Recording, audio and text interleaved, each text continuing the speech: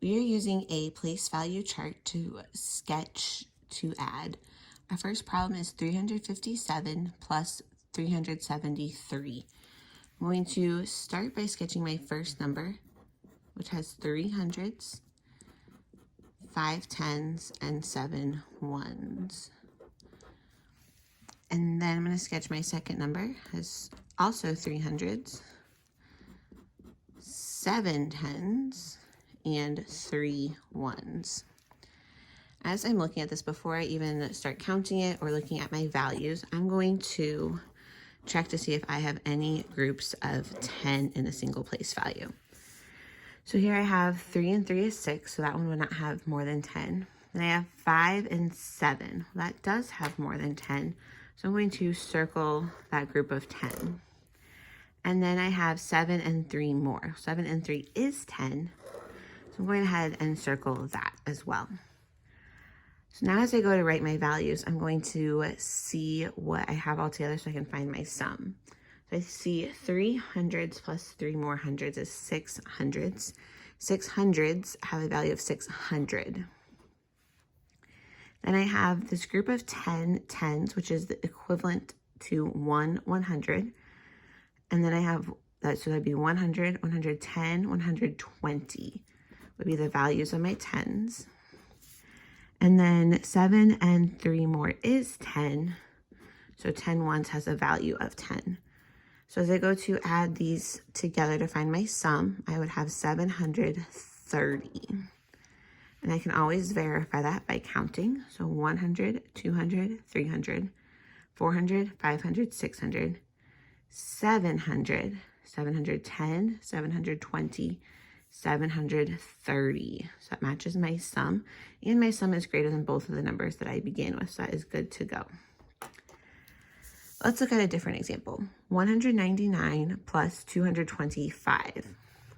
My first number has 100, 9 tens, and 9 ones.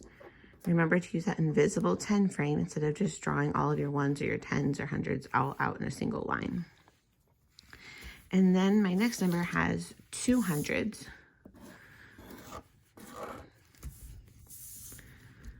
2 tens, and 5 ones. And again, before I write my values, I'm going to check for my regroupings. Anytime I need to regroup is when I have 10 of in one single place value, 10 or more, just like I did up here. So I have 9 and 2 more. Well, 9 and 1 more is 10. So I'm going to go ahead and circle 10 of those. And then I have 9 and 5 more. Again, 9 and 1 more is 10.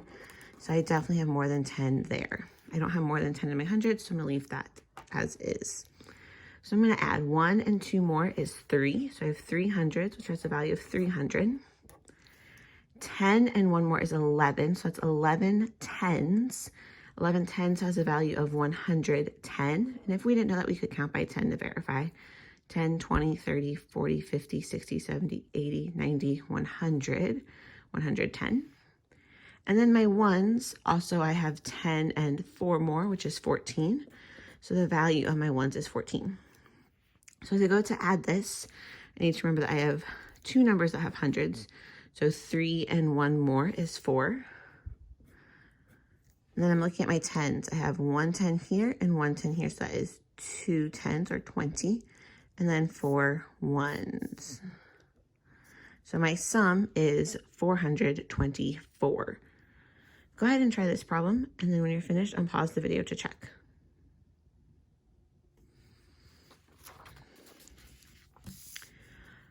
So again, I built and sketched one number at a time so I can make sure that I have all of these places correct, going from my hundreds to my tens to my ones.